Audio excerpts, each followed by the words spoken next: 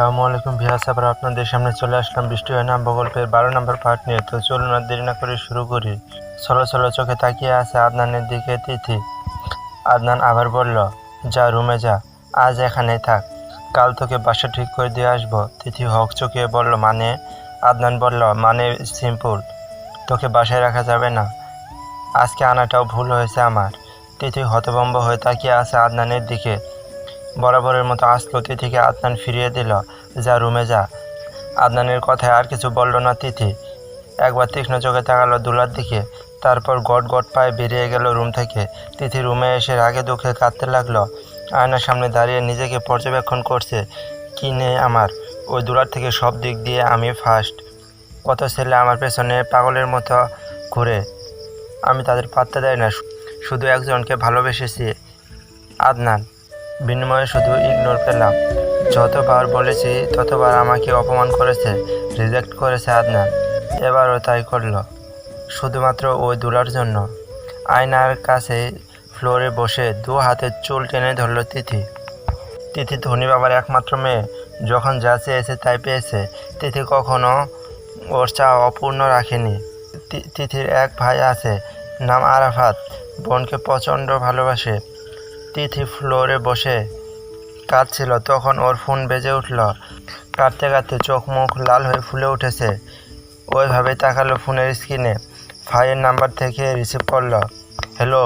বোনের গলা পেয়ে বুঝে গেছে আরাফাত, বোনের কিছু হয়েছে। তিথি, বোন আমার, কি হয়েছে তোর? উত্তেজিত হয়ে জিজ্ঞেস করলো। ভাইয়ের আওয়াজে তিথি ফুঁপিয়ে ফুঁপিয়ে কেঁদে উঠল। কিরে, কাঁদছিস কেন? কি হয়েছে বল আমাকে। তিথি কান্নার জন্য কথা বলতে পারছে না, তবুও বলল, ভাইয়া, কালকেই তুই ঢাকায়। তিথির আচমকা এমন কথায় আরাফাত হতবাক হয় আর বলে, কেন বোন, তোর কি হয়েছে বলবি তো? তুই আসবি কিনা বল। তিথি খুব জেদি, সেটা আরাফাত খুব ভালো করে জানে। এখন কিছুই বলবে না, তাই আর কিছু জিজ্ঞেস না করে রাজি হলো। আদনানের রুম থেকে তিথি যেতে আদনান বারান্দায় যায় আর গলার আওয়াজ বাড়িয়ে দুলাকে ডাকে। আমি আরামসে বসে চা খাচ্ছিলাম আর রাস্তায় তাকিয়েছিলাম, তখন কোথা থেকে ভাইয়া বারান্দায় এসে আমাকে ডাকতে লাগলো। ভাইয়ার ডাক শুনে চমকে উঠলাম। আমি দাঁড়িয়ে ভাইয়ার বারান্দায় তাকিয়ে দেখি ভাইয়া আমার দিকে ভ্রু কুঁচকে তাকিয়ে আছে। ওই, তোর কানে কি আমার ডাক যায় না? গম্ভীর হয়ে পড়ল। আমি মনে মনে হাজারটা গালি দিলাম, তারপর ভেংসি কেটে আবার বসে পড়লাম। আমাকে ভেংসি দেওয়া হচ্ছে তোকে? তো চুপ যাও তো, জ্বালিও না। আবার জ্বালাতে এসেছো কেন? ভাইয়া আমার কথা শুনে হা করে তাকিয়ে আছে। আমি তোকে জ্বালাই? রেগে বলল। আমি বললাম, তোমার গার্লফ্রেন্ড আর তুমি আমাকে জ্বালিয়ে খেলে, বলে ভাইয়াকে পাশ কাটিয়ে রুমে চলে গেলাম। আদনান হা করে ওর যাওয়ার দিকে তাকিয়ে আছে। দুলা রেগে বলেছে কথাটা, রাগলেও কি সুন্দর লাগে। কপাল কুঁচকে বিরক্ত হয়ে বলে। দুলা থাকাকালীন মুখ গম্ভীর করে রাখলেও দুলা রেগে চলে যেতে আদনানের মুখে বাঁকা হাসি ফুটে উঠল। পরদিন তিথিকে একটা বাসা ঠিক করে দিতে যায়, কিন্তু তিথি রেগে বলে, লাগবে না, আমি আমার ব্যবস্থা করতে পারবো। আদনান তাও ছাড়েনি তিথিকে। তিথি ওর কোন ফ্রেন্ডের বাসায় যাবে বলে ছাড়িয়েছে আদনানকে। তিথি সোজা ওর ভাইকে কল করে ওর ঠিকানায় চলে আসতে বলেছে। ও এখন একটা হোটেলে উঠবে। ওর ভাই আসার পর তাকে জড়িয়ে ধরে কেঁদে কেঁদে সব বলেছে। ওর ভাই সাথে বাসার সবাই জানতো তিথি আদনানকে ভালোবাসে। আরাফাত সব শুনে রাগে হাত মুষ্টিবদ্ধ করে রেখেছে। ওর বোনের চোখে বারবার জল এসেছে। ওই স্কাউন্ডার জন্য ওকে আমি ছাড়বো না, আমি ওকে খুন করে ফেলবো, রেগে বলল আরাফাত। তিথি বলল, না না ভাইয়া, কি সব বলছো? আপনারা কিছু করবে না তুমি, ওকে আমি মন থেকে ভালোবাসি, ওর কিছু হলে আমি মরে যাব। আরাফাত তীক্ষ্ণ দৃষ্টিতে তাকায় বোনের দিকে। ওই দুলা মেয়েটাকে ওর জীবন থেকে সরাতে হবে ভাইয়া, ওর জন্য আদনান বারবার আমাকে ইগনোর করেছে। মানে ওই দুলাকে আদনানের চোখে খারাপ করতে হবে। ওকে ভালোবেসে আদনান ভুল করেছে, এটা ওকে বোঝাতে হবে, কিন্তু কিভাবে সেটা আমি জানি না। তোমার বোনের খুশির জন্য তোমাকে কিছু করতেই হবে ভাইয়া। আরাফাত এমনিতে ভালো, কিন্তু রক্সাটা তাই খারাপ ভালো বিবেচনা করে না। বোনের চোখের জল দেখে বোনের সব কথাতেই ও রাজি হয়ে যায়। এটা জীবনের চরম ভুল করে ও। দুলা কলেজের মাঠে বসে আছে, সবাই ওকে জ্বালিয়ে খাচ্ছে একটা কারণে, সামনে 16ই ডিসেম্বর, তাই নিয়ে কলেজে অনুষ্ঠান হবে আর তাতে ওকে গান গাওয়ার জন্য পাগল করেছে ফ্রেন্ডরা। আরে যুদ্ধের গান পারি না তো, ইলমাকে বল। সবাই ব্যর্থ হয়ে থামলো। আচ্ছা শাড়ি পরে আসবি তো নাকি এটা পারবি না? আমি আর শাড়ি ইম্পসিবল দোস্ত, তোরা তো জানিস আমি শাড়ি সামলাতে পারি না। সবাই গর্জে উঠল, সব কিছুতেই তুই না, কিছুই করতে হবে না তোর।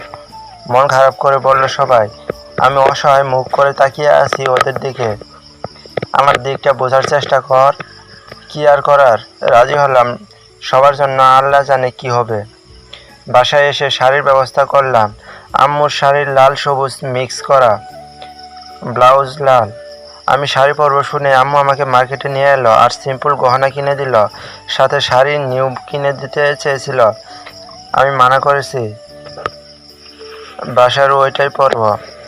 বিজয় দিবসের দিন মামুনি আর আম্মু মিলে আমাকে সাজিয়ে দিল, কুচি দিয়ে উপরে চিকন করে উঠিয়ে শাড়ি পরলাম। কোমরে বিছা, গলায় লাল পাথরের হার, কানে ঝুমকা, চুল খোপা করে গাজরা দিয়ে দিল মামুনি। হাতে লাল সবুজের মিক্স করা চুড়ি, হাত ভর্তি। ভালো করে পিন আপ করে দিল যাতে খুলে না যায়। আয়নায় নিজেকে দেখছি, কি সুন্দর লাগছে। নিজেকে দেখে নিজেই চোখ ফেরাতে পারছি না। আম্মু আর মামুনি তো প্রশংসা করতে করতে শেষ। ঠোঁটে লাল লিপস্টিক, চোখে কাজল দিয়েছি মোটা করে, এসব আমার পছন্দের। হাতে গিয়ে পড়লাম জ্বালায়। বাপরে, এটাই তো টেনশন। ঠুক গিলে হাঁটছি, এর জন্য আমি শাড়ি পরতে চাই না। তবুও সবাই আমাকে এটা পরার জন্য ব্ল্যাকমেইল করে। কাঁদো কাঁদো মুখ করে কুচি ধরে বেরিয়ে এলাম বাসা থেকে। মামুনি ও আম্মু আসলো আমার সাথে। বাইরে এসে মুখোমুখি হলাম আদনান ভাইয়ের সাথে। ভাইয়া গাড়িতে হেলান দিয়ে ফোন টিপছে, আমার দিকে একবারও তাকালো না। ফোন থেকে মাথা উঁচু করে ভাইয়া তাকিয়ে হা হয়ে গেল। আদনান দুলার দিকে পলকহীনভাবে তাকিয়ে আছে। দুলা আদনানের তাকানো দেখে ভ্রু কুচকে এগিয়ে গেল। তারপর ওর আম্মুর দিকে তাকিয়ে বলল, ভাইয়া এখানে কেন? তোর সাথে যাবে।